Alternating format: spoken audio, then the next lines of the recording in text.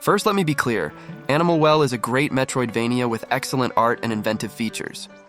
When I say Animal Well has bad puzzles, I am referring strictly to the post-game content available after you've already beaten the game. I will be talking about spoilers and solutions for these puzzles throughout this video.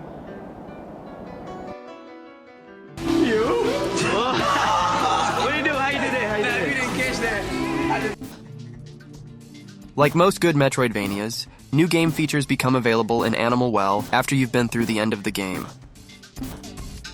All you really need to know about the game is that there are 16 hidden rabbits you need to find. The problem is that some of these puzzles you need to solve in order to find these rabbits are just straight up bad when compared to what the game gives you back in the end. And I'm going to gripe about it. I'm just a little guy. I'll start with the most egregious example of bad puzzle tree in this game, the rabbit mural. Near the center of the map is an eye-popping mural of a rabbit. Late in the game, you can reveal controls that allow you to program one of 4 colors onto any square in the 20 by 40 mural. Hidden nearby the controls for the mural is a different 4 by 4 mural with numbers around it. Your 4 by 4 mural is a single piece of the 20 by 40 mural, and the other pieces can only be found in multiple other individuals' games. So this puzzle is unsolvable unless you go onto Discord and ask Wong/er Extraordinaire 69 what his piece was, or use a guide. An individual will never know the puzzle is unsolvable. He'll end up grinding his brains against a wall forever, looking for rooms that don't exist and listening to random noise that he is certain is code. Every pixel becomes twisted and the funny little slime guy can't solve his funny little animal game.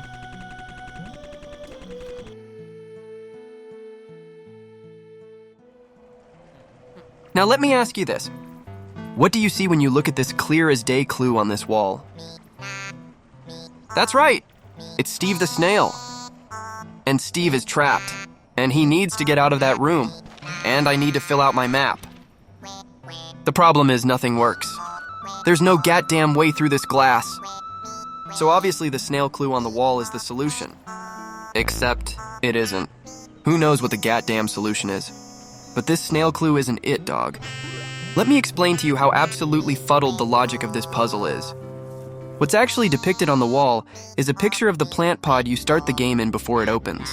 There are 3 different plant pods that look different based on whichever of the 3 save file slots you are currently playing on. And it goes even deeper than that. When the pods open during the very first seconds of the game, before you even know that you're just a little slime guy, they twinkle out light in specific cardinal directions just like the game's flute item.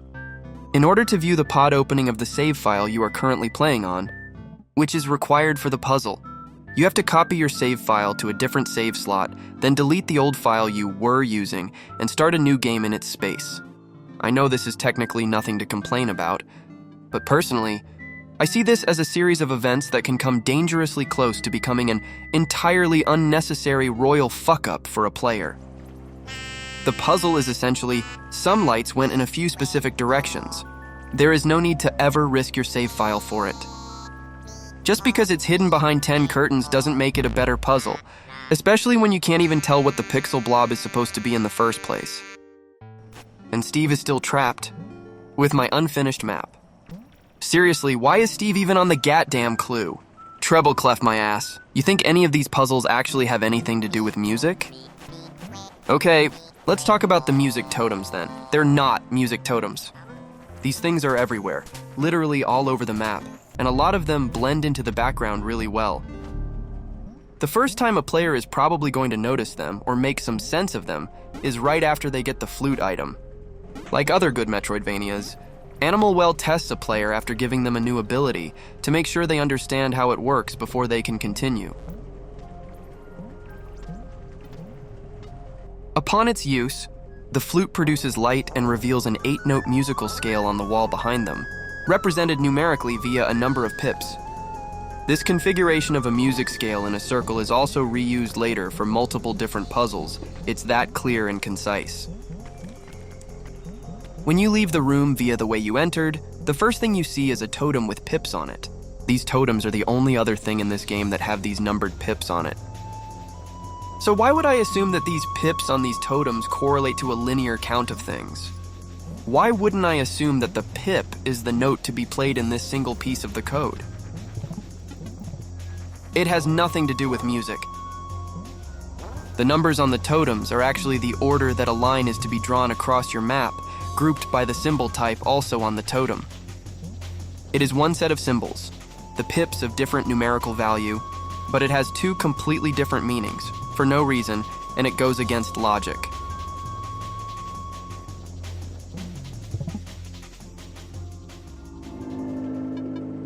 You know what else goes against logic? You playing this game with a controller. I know this because everyone does, everybody knows, everyone uses a controller. I'm the outlier and I play on a keyboard. So, if anyone was going to somehow discover that the mouse has an impact on the game, it would have been me. But guess what? I had no idea. When solving puzzles, you don't really think about the game controls as a solution when you have to use a third-party hotkey program to rebind them into something more usable than a 2001 RPG Maker keyboard layout. The mouse control is a neat little guy feature, but do you honestly expect me to check behind literally every bit of green and grass in this game to discover the 1 pixel of space that you actually put something into? Literally in ass-fuck nowhere, behind some random nibbler chinchilla and some vines, is a series of arrows that will unlock another rabbit. That's not a puzzle, but more importantly, it's not fun. Even less fun is performing 3 almost frame-perfect inputs hidden in an almost unnoticeable hole in the ceiling. Even less fun is rubbing fruitlessly against a wall throughout the whole game, only to finally learn that the solution was something only a lunatic would think of. Just stand in this specific spot and jump to the left 2 rooms, then up 2 rooms, then flip a switch, then go down 1 room, then right 1 room, then fall into the death plane, all without touching the ground, so when you respawn, you'll be beyond the wall. It's so easy, really. I'm all for lunatics going above and beyond and discovering something hidden that was always there to begin with. But I'm just a dumb little guy out here, trying to beat his Metroidvania, and this dev thinks he's the Phil-fucking-fish of locking the ending of the game away from you. Let's be fair, Animal Well's ending A is pretty lackluster. And this isn't worth it. Most of these puzzles are just incidental things, no more than a simple code that's been obfuscated. Like the crow, dream, and fish rabbits. They're not tricky, they don't require much thought, but you better goddamn believe that you're gonna walk over every pixel of the game 19 times before you find them, as if that was the only part of the puzzle. These puzzles are so easy that you can literally do them without even having any idea what you're even trying to do, and you can succeed. It's like a million monkeys on a million EXEs of Animal Well. Case in point, the duck rabbit. It's easy to solve before you find the context explaining its clue just by the nature of its simplicity. There's also an idea behind it besides symbol equals code equals input.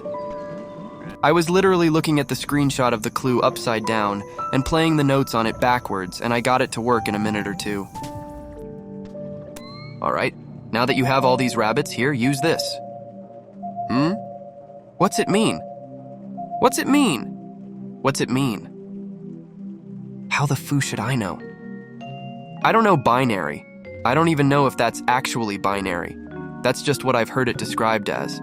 I couldn't even tell you what to search for in Google if you wanted to start learning what that was and how it works. But surely the payoff for all this will be worth it. Surely. It's a great ending, I swear. No, it's shit. No.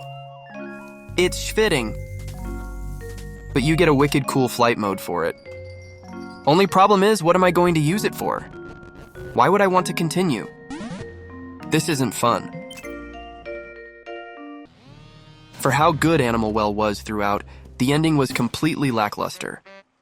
You get a few fireworks and a carrot on a stick that leads you through an obtuse Easter egg hunt, all while failing to deliver an ending to the story, any final explanation for the events that have transpired, or insight into the world you're in.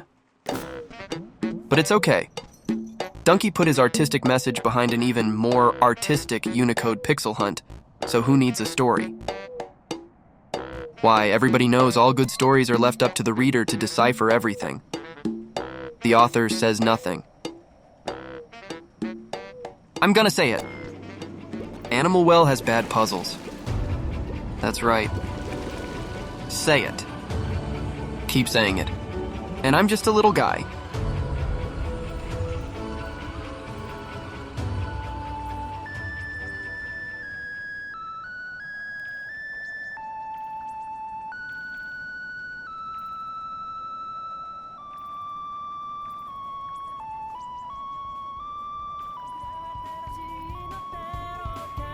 Riddle time! Why is Animal Well like an onion? No, the answer isn't because it has layers. The answer is because if you leave it in the trash, it will continue to grow.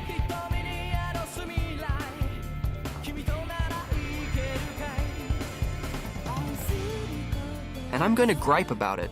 Hey, watch this shit. It's about this little guy in a suit, and he walk around, and he ain't got no point to the game. You just walk around jumping on shit.